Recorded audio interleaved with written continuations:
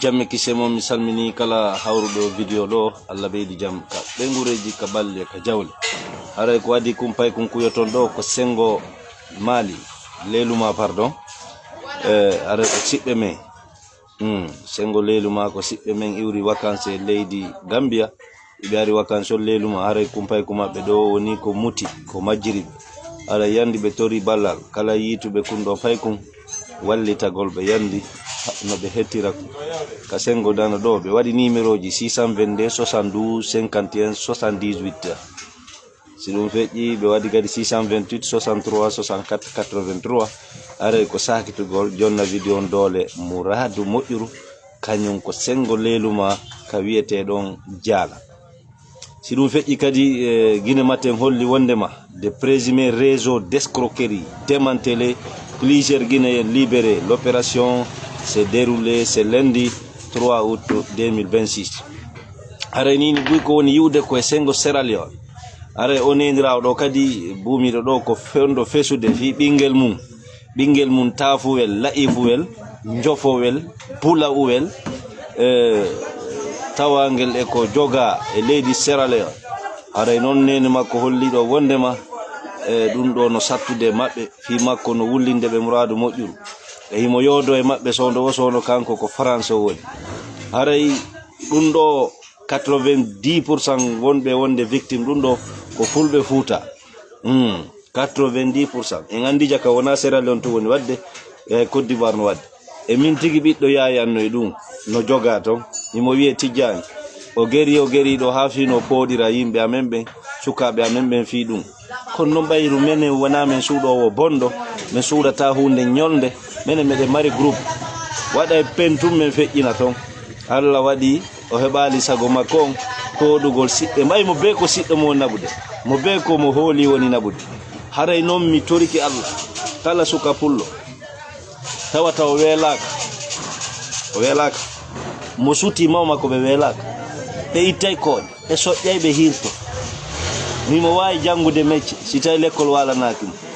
himo wawi darude no waɗira projet makko wuura ɗo o wi ko yaado o faala o rewali no duwira noon no duwa yarede no yo Allah faw mo ɓuuri ko ɓeɗo heeɓi ko sina ɗum yaadu fop no waliri an no yarete ambassade ji no woodi leyɗe ɗen fof ko jogodirmo ɓe no waɗi ambassade onon on wii goɗɗo nodda on téléphone wowlana on fi France wasi tawi France ko aljanna si tawi Europe ko aljanna on soofidete ɓay on yiɗa hoore mon wala barke sinan gonɗum e wembere ni iɗo mari jaka onon 30 millions ko jonno goɗɗo fiyadu hay o debbo bandirawo men momin yino yaltiɗo hino no sifo ko feƴƴini e anɗa mari 30 millions ko jonna dubari on anda visa ko $100 on anda siɗa mari compte banque wonɗo régulière golle moƴƴe ɗa jokki mbuɗiɗa wadde ɗuma ka compte ma sa déposi relevé bancaire ma on no woni norme ɗa jokki golle moƴƴe on anda a yoɓata hay ɓuri $100 fi visa taafu yimɓe kala pullo suka naaduɗo hoore mum e ɗum Allah watta o ƴaw yo Allah luttinon en yimɓe huɗaɓe kono ɗum probléme marɗen ko yiite on ge woni lagine ɗo hatta wuure nga wala yaɗɗo yawde o ya lawol no duyra noon kadi ɗum no waɗede ka réseau ɗo yimɓe ñande o no woni victime ono wala ngandi hakkude mo Allah onon on ugginoto tun huɗaɓe an si goɗɗo noddima haalanima fi goɗɗo an a ronkay tagaɗo fof nene ma jara a nene kaarijo wiila ni e ni nene kala ko tawi ɓiɗɗo makko si ukkike o ƴawoyta laƴay kisanga ɓernde makko one watta jokku ɗum on ala baba on ala ko to onon ala siɗɗo mo gundo ɗon yimɓe huɗaɓe onon ko onon tun ari aduna si yimmo ɗon ƴetto mbuudi jonno yimɓe yaadu penale bonde honto yawton honto yawton yawɓe ɓen ko jelo dunci ko jelo gayni mi sifa noon ɗo goɗɗum peti um hecciyankin miɗo ka place makko ɗo hollilan suka meɗen mo laaɓe ɗo wonɗo ko remi anda ko o métro o doginta aéroport ton o hollilan photo ɓe jowo ɓe nene gotoɓe tun tawi ko bandira goto mari jiwo on kadi jombama ton o wi ko granjo ɗo waɗi yaade Europe o wi ɓeɗo fop o naɓiɓe miñira makko ɓen ɗo fop o darni étage Conakry mawɓe makko ɓen fof o nattiriɓe Konakiri o ittiɓe Labega wo yo barki waɗiɗo si a jaabinomo kalimawol mi jabaki tellement que ko ɓerdande hiɓɓi wo barki waɗiɗo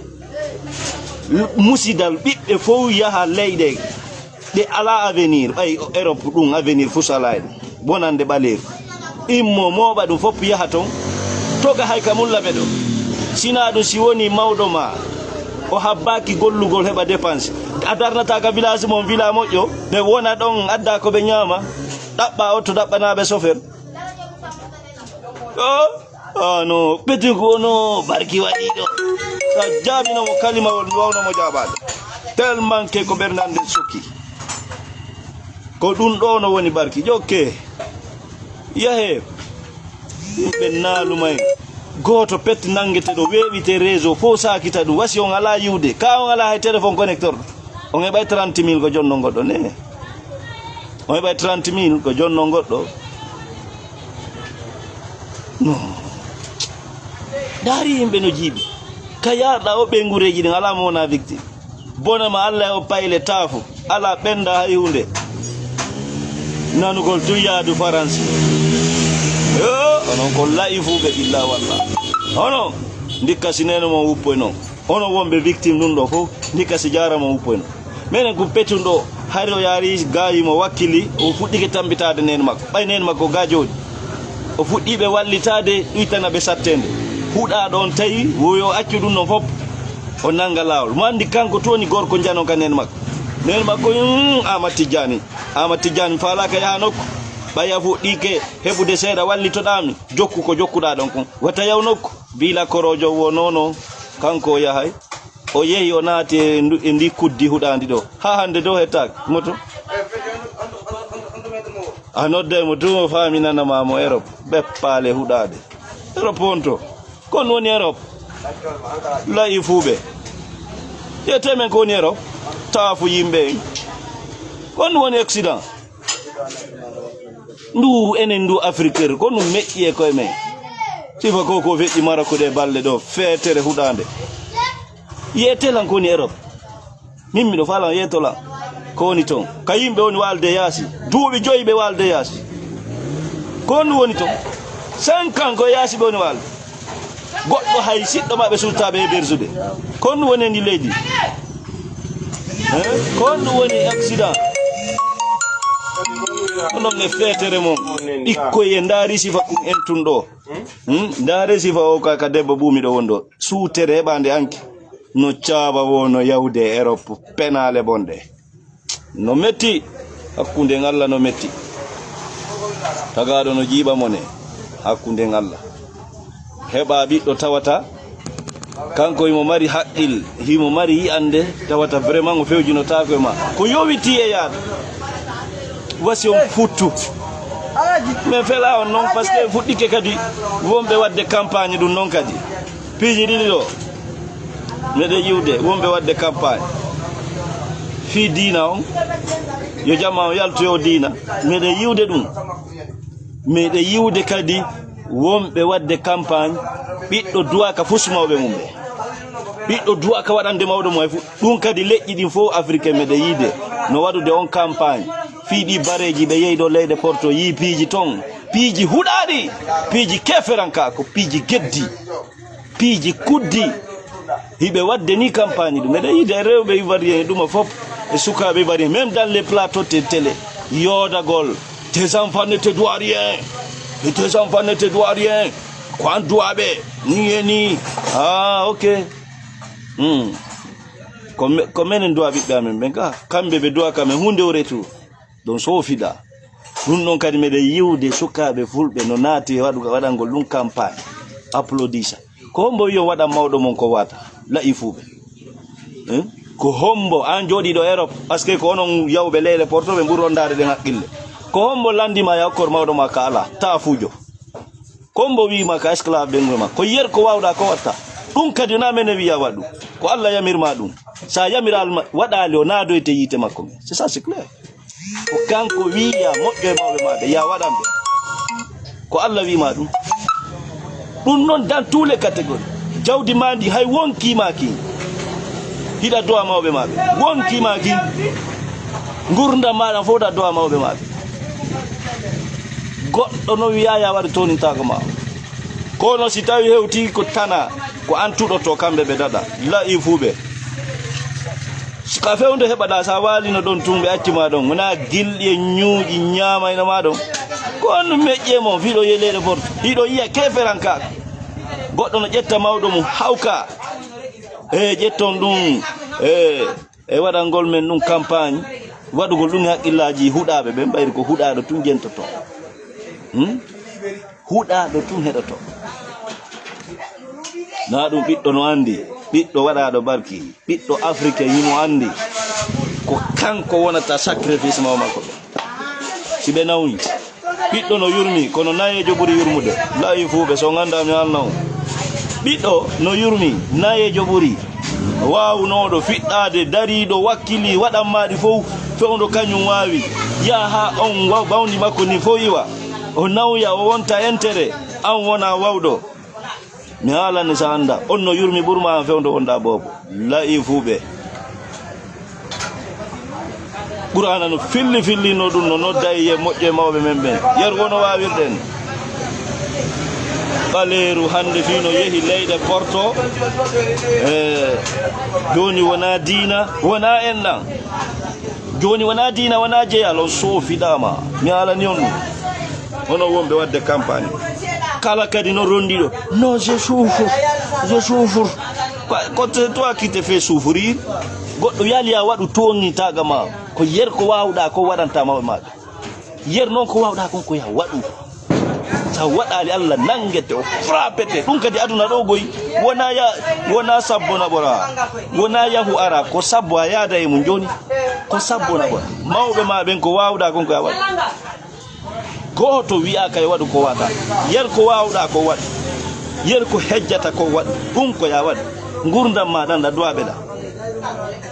kadi wona mbukoye makoye ɓay kamɓe wona mbuuɗi tumɓe dépense ma gurdam maɓɓe ɗam lakkere maɓɓe nde wondigal ngal fof ɓe dankiloma ha mawni so hewti niveau go ko yardankoɗaɓe taf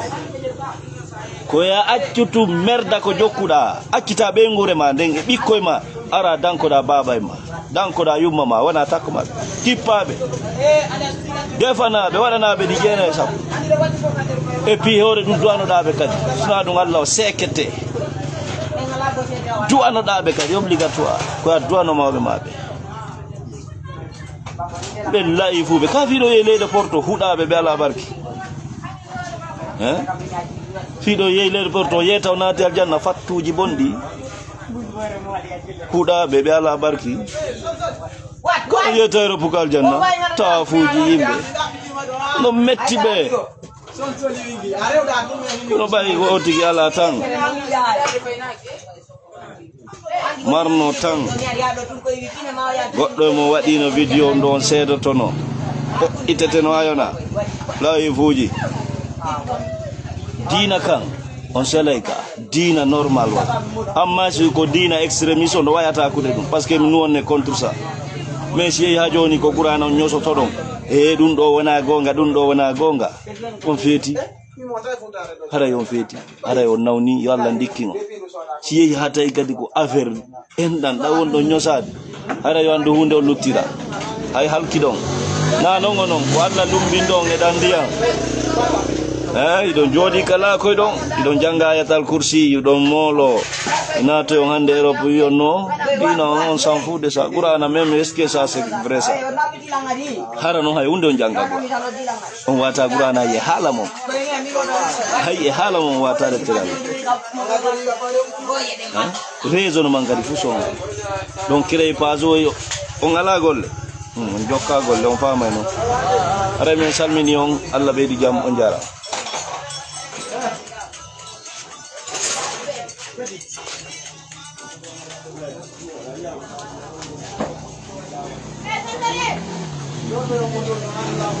Avis de RSS, parti en Guinée pour les vacances avec ses enfants. Ma grande sœur vient de nous signaler la disparition de son fils aujourd'hui aux environs de 13h à l'Elouma Centre, précisément à Djala. Priez de partager au maximum, s'il vous plaît. Quiconque a de nouvelles